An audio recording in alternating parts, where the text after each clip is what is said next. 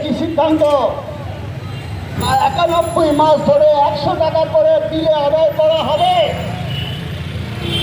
আর সরকার দেবে, ভর্তুকি দেবে 900 টাকা। এই 10,000 টাকা প্রতিটা মিটারের জন্য কস্টিং ধরা রয়েছে। এই আন্দোলন গড়ে ওঠার সাথে সাথেই প্রায় দাবি মেনে নিতে বাধ্য হলো। তাহলে যে বিপুল ভোটে জিতে ক্ষমতায় এসেছে, যার হাতে পুলিশ, যার হাতে প্রশাসন, যার হাতে প্রচার মাধ্যম, কেন তাকে পিছু হটতে হলো?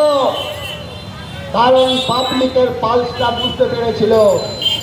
পাবলিক যেমন তৃণমূলীয় ছেড়ে কথা বলেনি আজ থেকে 1 বছর 3 মাস আগে, এদেরও ছেড়ে কথা বলবে না। ভোট কোনোভাবে নেওয়া যায়, এক রাতের খেলা, লোক ঠকিয়ে ভোট দেওয়া যাচ্ছে।